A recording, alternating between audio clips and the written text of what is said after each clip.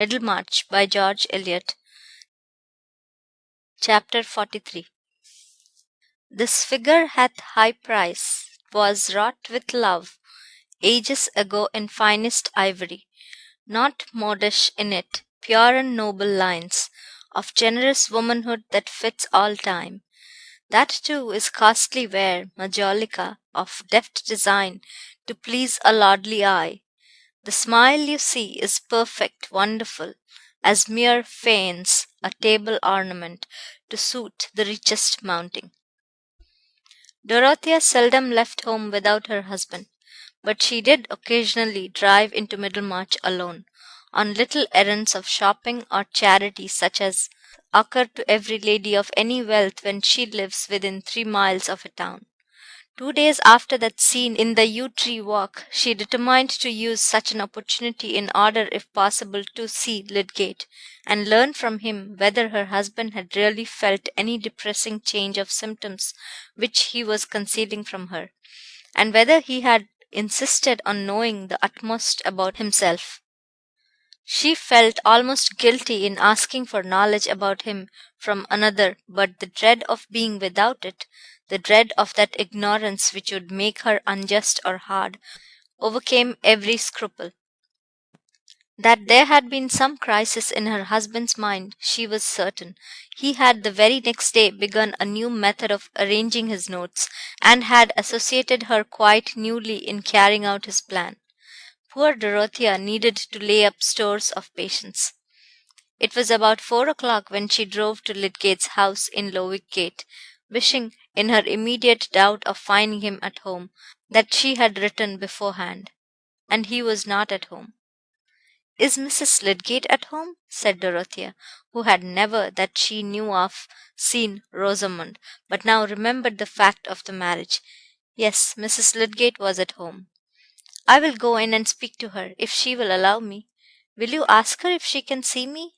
See Mrs. Casaubon for a few minutes?" When the servant had gone to deliver that message, Dorothea could hear sounds of music through an open window, a few notes from a man's voice, and then a piano bursting into roulades. But the roulades broke off suddenly, and then the servant came back saying that Mrs. Lydgate would be happy to see Mrs. Casaubon. When the drawing room door opened and Dorothea entered, there was a sort of contrast not infrequent in country life, when the habits of different ranks were less blent than now. Let those who know tell us exactly what stuff it was that Dorothea wore in those days of mild autumn, that thin white woollen soft to the touch and soft to the eye. It always seemed to have been lately washed, and to smell of the sweet hedges, was always in the shape of a pelisse, with sleeves hanging all out of the fashion. Yet if she had entered before a still audience as Imogen or Cato's daughter, the dress might have seemed right enough. The grace and dignity were in her limbs and neck, and about her simply parted hair and candid eyes the large round poke which was then in the fate of women seemed no more odd as a head dress than the gold trencher we call a halo. By the present audience of 2 persons, no dramatic heroine could have been expected with more interest than Mrs. Casaubon. To Rosamond she was one of those county divinities not mixing with Middlemarch mortality, whose slightest marks of manner or appearance were worthy of her study. Moreover, Rosamond was not without satisfaction that Mrs. Casaubon should have an opportunity of studying her.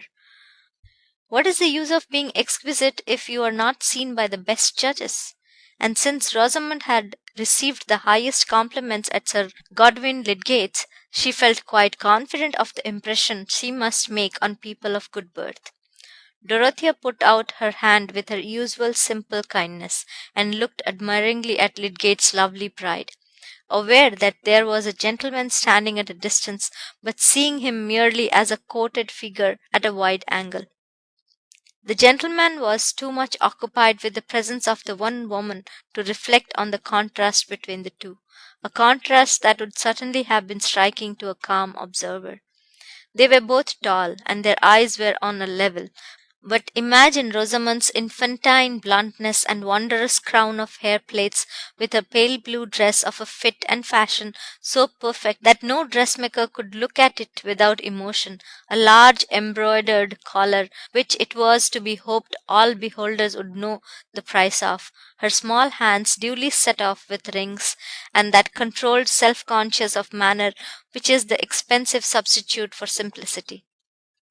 "Thank you very much for allowing me to interrupt you," said Dorothea immediately. "I am anxious to see Mr. Lydgate, if possible, before I go home, and I hoped that you might possibly tell me where I could find him, or even allow me to wait for him if you expect him soon." "He is at the new hospital," said Rosamond.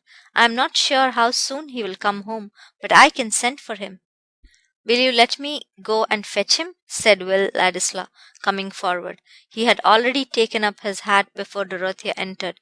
She coloured with surprise, but put out her hand with a smile of unmistakable pleasure, saying, "I did not know it was you. I had not thought of seeing you here." "May I go to the hospital and tell Mr. Lydgate that you wish to see him?" said Will. "It would be quicker to send the carriage for him," said Dorothea, "if you will be kind enough to give the message to the coachman." Will was moving to the door when Dorothea, whose mind had flashed in an instant over many connected memories, turned quickly and said, "I will go myself, thank you. I wish to lose no time before getting home again. I will drive to the hospital and see Mr. Lydgate there. Pray excuse me, Mrs. Lydgate. I am very much obliged to you." Her mind was evidently arrested by some sudden thought, and she left the room hardly conscious of what was immediately around her, hardly conscious that Will opened the door for her and offered her his arm to lead her to the carriage. She took the arm, but said nothing. Will was feeling rather vexed and miserable, and found nothing to say on his side. He handed her into the carriage in silence, then said good bye, and Dorothea drove away. In the 5 minutes' drive to the hospital she had time for some reflections that were quite new to her. Her decision to go, and her preoccupation in leaving the room, had come from the sudden sense that there would be a sort of deception in her voluntarily allowing any further intercourse between herself and Will which she was unable to mention to her husband, and already her errand in seeking Lydgate was a matter of concealment. That was all that had been explicitly in her mind, but she had been urged also by a vague discomfort. Now that she was alone in her drive, she heard the notes of the man's voice and the accompanying piano, which she had not noted much at the time, returning on her inward sense, and she found herself thinking with some wonder that Will Ladislaw was passing his time with Mrs. Lydgate in her husband's absence. And then she could not help remembering that he had passed some time with her under like circumstances, so why should there be any unfitness in the fact? But Will was Mr. Casaubon's relative, and one towards whom she was bound to show kindness. Still there had been signs which perhaps she ought to have understood as implying that Mr. Casaubon did not like his cousin's visit during his own absence. "Perhaps I have been mistaken in many things," said poor Dorothea to herself, while the tears came rolling and she had to dry them quickly. She felt confusedly unhappy, and the image of Will, which had been so clear to her before, was mysteriously spoiled. But the carriage stopped at the gate of the hospital. She was soon walking round the grass plots with Lydgate, and her feelings recovered the strong bent which had made her seek for this interview. Will Ladislaw meanwhile was mortified, and knew the reason of it clearly enough. His chances of meeting Dorothea were rare, and here for the first time there had come a chance which had set him at a disadvantage. It was not only as it had been hitherto that she was not supremely occupied with him, but that she had seen him under circumstances in which he might appear not to be supremely occupied with her. He felt thrust to a new distance from her, amongst the circles of Middlemarchers who made no part of her life. But that was not his fault, of course, since he had taken his lodgings in the town. He had been making as many acquaintances as he could, his position requiring that he should know everybody and everything. Lydgate was really better worth knowing than any one else in the neighbourhood, and he happened to have a wife who was musical and altogether worth calling upon. Here was the whole history of the situation in which Diana had descended too unexpectedly on her worshipper. It was mortifying. Will was conscious that he should not have been at Middlemarch but for Dorothea, and yet his position there was threatening to divide him from her with those barriers of habitual sentiment which are more fatal to the persistence of mutual interest than all the distance between Rome and Britain. Prejudices about rank and status were easy enough to defy in the form of a tyrannical letter from Mr. Casaubon, but prejudices like odorous bodies have a double existence, both solid and subtle, solid as the pyramids, subtle as the 20th echo of an echo, or as the memory of hyacinths which once scented the darkness. And Will was of a temperament to feel keenly the presence of subtleties. A man of clumsier perceptions would not have felt as he did that for the first time some sense of unfitness in perfect freedom with him had sprung up in Dorothea's mind, and that their silence as he conducted her to the carriage had had a chill in it. Perhaps Casaubon, in his hatred and jealousy, had been insisting to Dorothea that Will had slid below her socially. Confound Casaubon! Will re entered the drawing room, took up his hat, and looking irritated as he advanced towards Mrs. Lydgate, who had seated herself at her work table, said, "It is always fatal to have music or poetry interrupted. May I come another day and just finish about the rendering of Lungi dal Caro Bene?" "I shall be happy to be taught," said Rosamond, "but I am sure you admit that the interruption was a very beautiful one. I quite envy your acquaintance with Mrs. Casaubon. Is she very clever? She looks as if she were." "Really, I never thought about it," said Will sulkily. "That is just the answer Tertius gave me when I first asked him if she were handsome. What is it that you gentlemen are thinking of when you are with Mrs. Casaubon?" "Herself," said Will, not indisposed to provoke the charming Mrs. Lydgate. "When one sees a perfect woman, one never thinks of her attributes, one is conscious of her presence." "I shall be jealous when Tertius goes to Lowick," said Rosamond, dimpling and speaking with airy lightness. "He will come back and think nothing of me." That does not seem to have been the effect on Lydgate hitherto. Mrs. Casaubon is too unlike other women for them to be compared with her. "You are a devout worshipper, I perceive. You often see her, I suppose?" "No," said Will, almost pettishly.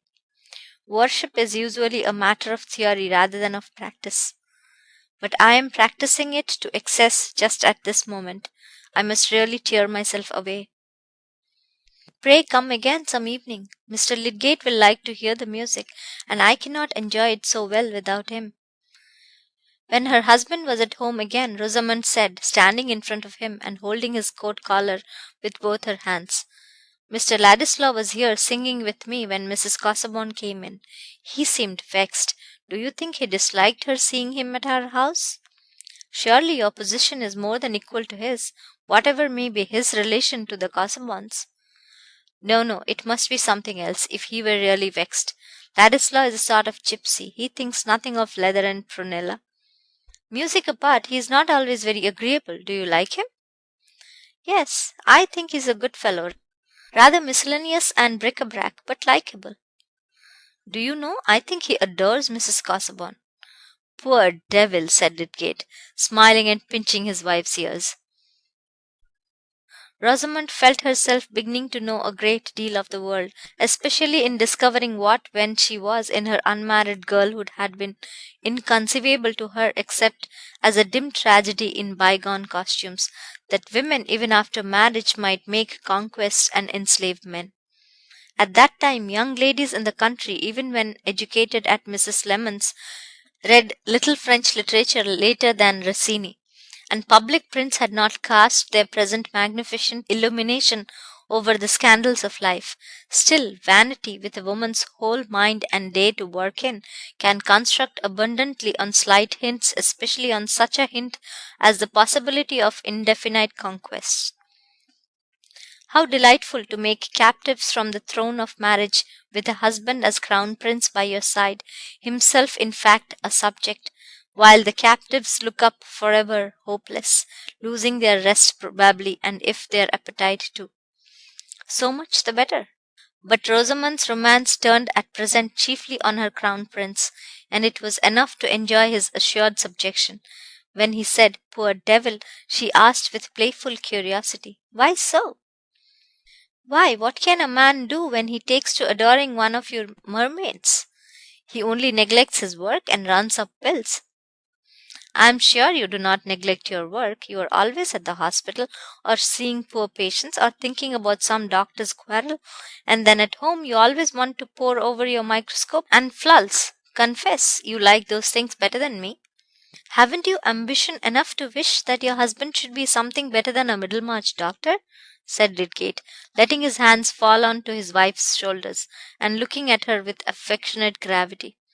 "I shall make you learn my favourite bit from an old poet: "Why should our pride make such a stir to be, and be forgot? What good is like to this? To do worthy the writing, and to write worthy the reading and the world's delight." "What I want, Rosie, is to do worthy the writing, and to write out myself what I have done. A man must work to do that, my pet." "Of course I wish you to make discoveries. No one could more wish you to attain a high position in some better place than Middlemarch. You cannot say that I have ever tried to hinder you from working, but we cannot live like hermits. You are not discontented with me, Tertius?" "No, dear, no. I am too entirely contented." "But what did Mrs. Casaubon want to say to you?" "Merely to ask about her husband's health." "But I think she is going to be splendid to our new hospital. I think she will give us 200 a year." End of chapter 43. Recording by Red Abras. February 2008.